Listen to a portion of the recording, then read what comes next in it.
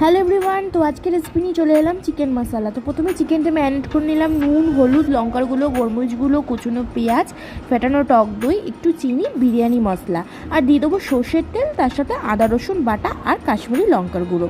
সব কিছু দিয়ে ভালো করে চিকেনটা মাখিয়ে আমি রেখে দেবো আধা ঘন্টার জন্য। তারপর কড়াইতে সর্ষের তেল গরম করে আমি আলুগুলোকে নুন হলুদ দিয়ে ভালো করে লাল করে ভেজে নিয়েছি। তারপর তেজপাতা, শুকনো লঙ্কা ফোড়ন দিয়ে আমি ম্যারিনেট করা চিকেনটা দিয়ে দিলাম।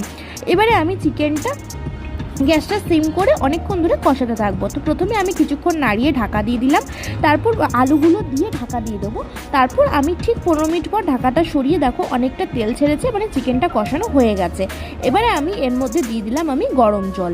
তো গরম জল দেওয়ার পর আমি ঝোলটাকে প্রায় 10 মিনিটের মতো ফুটিয়ে নেবো যতটা প্রয়োজন, তাহলেই আমাদের রেডি হয়ে যাবে গরম গরম ভাতের সাথে চিকেন মশলা।